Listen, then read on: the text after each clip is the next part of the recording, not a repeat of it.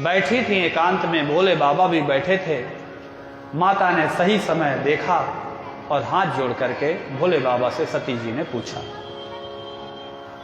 कि देव देव महादेवा करुणा सागर प्रभो दीनोद्धर महायोगिन कृपाम कुरु ममो परि। हे देव देव महादेव, हे करुणा के सागर, दीनों के उद्धार करने वाले विश्वनाथ, मेरे ऊपर कृपा करिए। त्वं परः पुरुषा स्वामी, आप तो परम पुरुष हैं, इस जगत के स्वामी हैं। रजा सत्व तमः परा, आप रजोगुण सतोगुण तमोगुण से भी परे हैं। निर्गुणा सगुणा साक्षी निर्विकारी महाप्रभु, आप निर्गुण भी है, सगुण भी है, साक्षी, सबके साक्षी हैं और निर्विकारी हैं प्रभु। मैं धन्य हूं जो मुझे आपकी सेवा करने का मौका मिला, पर मैं अब इससे संतुष्ट हो गई हूं। मैं अब आपके परम तत्व को जानना चाहती हूं, मैं आपकी भक्ति को जानना चाहती हूं। आपका भजन कैसे करना चाहिए, आपकी भक्ति कैसे प्राप्त हो, भक्ति कितने प्रकार की होती है। जब देवी सती ने ऐसा पूछा तो शिव जी ने कहा कि हे दक्ष नंदिनी महेश्वरी, सुनो, मैं उस परम तत्व का वर्णन करता हूं जिसको सुनकर जीव, वासनाबद्ध जीव तत्काल मुक्त हो जाता है। मुनियों ने भक्ति के 9 अंग कहे हैं, सगुण और निर्गुण भेद से। हे दक्ष नंदिनी, मैं उन सभी 9 अंगों का वर्णन करता हूं। और भक्ति के यहाँ जो नवधा भक्ति बताई गई, यहाँ भी गोस्वामी तुलसीदास जी ने इसी का ज्यों का त्यों श्री रामचरितमानस में नवधा भक्ति का निरूपण किया। तो हम लोग शिव पुराण का आधार लेके चल रहे हैं कि श्रवणम कीर्तनम चैवा स्मरणम सेवनम तथा दास्यम तथार्चनम देवी वंदनम मम सर्वदा। हे देवी, श्रवण, कीर्तन, स्मरण, सेवन, दास्य, अर्चन, मेरा बंधन, सख्य और आत्मसमर्पण, ये 9 भक्ति के अंग हैं। भक्ति समझ रहे हैं क्या है? भगवान के पाने के लिए जो हमारे हृदय में भावना होना चाहिए, भक्ति उसको कहते हैं। तो ये 9 प्रकार की होती है। पहली कौन है? श्रवण। तो श्रवण को और विस्तार से बताया यहां पर कि शृणु देवी नवांगानाम लक्षणानि पृथक पृथक। हे देवी, अब मैं ये 9 अंगों को अलग अलग बता रहा हूं। मम भक्तेर मनो दत्वा भुक्ति मुक्ति प्रदान ही, जो मेरी भक्ति को सुनता है वो भुक्ति और मुक्ति को प्राप्त करता है। तो कथा देर नित्य सम्मानम कुर्वन्दे आदिभिर्मुदा स्थिरासनेन तत्पानम यच्छ्रवणम् उच्यते। जो स्थिर आसन पर लगा करके मेरी कथा मन से सुनता है, अपने श्रवण पुटों कानों के द्वारा मेरी कथा को सुनता है, भजन सुनता है, उसको कौन सी भक्ति कहते हैं? श्रवण। ये भक्ति का पहला अंग है जो आप सब कर रहे हैं कल से और आगे करते रहेंगे जब तक कथा चलेगी। और भी आगे बाबा चाहेंगे तो आप लोगों को हमेशा कराएंगे। और हमारे ऊपर सुनना प्रथम भक्ति है।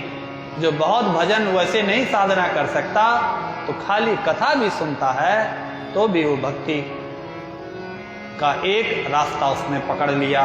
और एक ही रास्ते से भी भगवान को पाया जा सकता है। एक पकड़ लीजिए। राजा परीक्षित कथा सुनकर के ही भगवान को प्राप्त हो गए। बहुत हैं जो हमेशा कथा सुनते हैं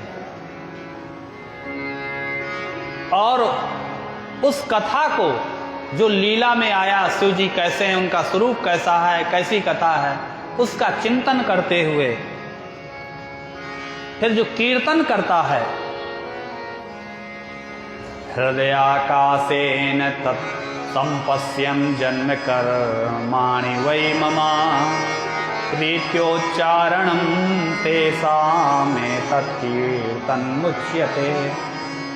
मेरे कर्मों का चिंतन करते हुए और मुख से जोर जोर से मेरा नाम लेता है, कीर्तन करता है, हर हर महादेव, जो मेरा कीर्तन करता है, भजन करता है, मुंह से उच्चारण करता है, वो मेरी दूसरी भक्ति है, कीर्तन करना। जैसा कि हमारे संगीत के ब्राह्मण देवता आप लोगों को बीच बीच में कीर्तन भी करा रहे हैं, ये भी भक्ति है। व्यापकं देवी मां दृष्ट्वा नित्यं सर्वत्र सर्वदा निर्भयत्वं सदा लोके स्मरणं तदुदाहृतम्। जो सब जगह मुझको ही देखता है और मेरा स्मरण करता है कि नहीं शिव जी मेरे साथ हैं, सब जगह हैं, कहीं निर्भय होकर विचरण करता है, वह स्मरण नाम की मेरी भक्ति है, जो सुबह अरुणोदय काल से लेकर जब व्यक्ति जगे तो सबसे पहले भगवान का नाम ही निकले। तो भगवान का नाम कैसे सुबह निकलेगा? इसका एक तरीका है कि शाम को सोते वक्त भगवान का नाम लेते लेते सोइए, आपका तो एक अजपा जप हो जाएगा। जो व्यक्ति शाम को सोते वक्त, जब ये हो कि अब बस नींद में जाने वाले हैं, तो जो नाम प्रिय है आपका, उसका नाम लेते लेते लेते लेते लेते सो जाइए, तो रात्रि भर आपका वो नाम चलता रहेगा। आप सोए रहेंगे, आपको लगेगा नहीं, पर वो नाम चलता रहेगा। कैसे पता चलेगा? जब सुबह उठेंगे तो वही नाम स्मरण आ जाएगा, निश्चित आएगा, तो समझ जाइए कि पूरी रात वही नाम मेरा चलता रहा। तो दिन में नहीं हो पाता तो कम से कम पूरी रात ही जब चले, 8 घंटा 6 घंटा तो लोग सोते ही हैं। तो शाम को सोते वक्त और सुबह उठते वक्त ही भगवान का नाम स्मरण करिए और कोशिश करिए कि पूरा दिन चलता रहे। साधन चला रहे हैं, अकेले हैं, क्या है, भगवान का नाम लेते रहिए। वहाँ किससे बात करेंगे? ऑफिस में बैठे हैं, काम कर रहे हैं, भगवान का नाम अंदर अंदर लेते रहिए। नाम लेने में स्मरण करिए, उनका ध्यान करते रहिए। सदा सेव्यानुकूल्येन सेवनम तदधिको गणैः हृदयामृत भोगेन प्रियम दास मुदाहृतम। जैसे गोपियों ने दास भाव से सेवा की, गोपों ने की, ऐसे ही आप लोग जो है उनका सेवन करिए। प्रभु का किंकर समझ के अपने हृदय अमृत में उनको अपना स्वामी या स्वयं को अपना दास, जैसे हनुमान जी ने दास भाव से भगवान की भक्ति की। सदा भृत्यानुकूल्येन, हमेशा मेरा स्वामी कैसे मुझसे प्रसन्न रहे और मुझसे प्रसन्न न रहे, स्वयं प्रसन्न रहे, ऐसा मैं कौन सा कार्य करूं, ऐसी भावना से हमेशा उनकी सेवा करते रहना, दास भाव। अर्पणम षोडशानां वै पाद्यादीनां तदर्चनम। षोडशोपचार से जैसे वहां पर पूजा स्थल पे पूजन करना, यह अर्चन कहलाता है, ये भी एक भक्ति है। अब मंत्रोच्चारण ध्यानाभ्याम मनसा वचसा कृमा, वाणी से मंत्र का उच्चारण करते हुए और दंडवत प्रणाम करना, ये भी एक भक्ति है। बहुत लोग दंडवती परिक्रमा लगाते हैं ना, गिरधर की, गोवर्धन की, पंचकोशी काशी में लोग करते हैं, जगह जगह कामदगिरी चित्रकूट में परिक्रमा करते हैं, या कोई साधु संत भगवान मंदिर में जाइए, आप दंडवत प्रणाम कर ले। प्रणाम करने का भी स्वरूप बदल रहा है। पहले मूल प्रणाम कैसे करना चाहिए? दंडवत मतलब डंडे के समान, जिसमें शरीर के 8 अंग आपके जमीन में छू जाएं। कौन कौन? दोनों चरण, दोनों हाथ, दोनों जानू, वस्त्रस्थल, सिर, मन, वाणी और भक्ति भाव से प्रणाम करने को दंडवत प्रणाम करते हैं। अब तो फिर थोड़ा बढ़ा तो लोग पैर छूने लगे हाथ से, फिर और बढ़ा तो घुटने तक आ गया है। अब तो कहीं शादी विवाह समारोह में जानिए तो जो रिश्तेदार है सगा, वो भी आएगा बगल में आके यहाँ को देख के वैसे प्रणाम, कोई जान ना जाए कि प्रणाम कर रहा है, पेटाई में मार के प्रणाम कर दे रहे हैं, ये पैर में ही मार दे रहे हैं। तो सही ढंग से प्रणाम करना चाहिए। ये भी एक भक्ति है। मंगला मंगलम यद्यत् करोति ईश्वरो हि मे सर्वं तन्मंगलायेति विश्वासा सख्य लक्षणम। फिर ईश्वर जो भी कर रहा है, हमारे साथ जो भी हो रहा है, सब ईश्वर कर रहा है। ईश्वर कभी बुरा नहीं करता, सब अच्छा है।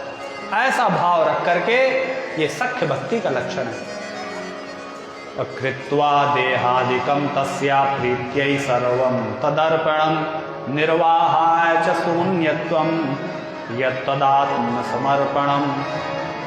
ये देह आदि जो भी है तेरा तुझको अर्पण, सब कुछ समर्पण भगवान को। अब मेरा अपना कोई सुख दुख नहीं है, प्रभु तेरी रजा में सब रजा है। जो आपको इच्छा वही हमें भी इच्छा है, हमारी कोई इच्छा नहीं, सब में अपने को आत्मसमर्पण करना ही ये 9वीं भक्ति है।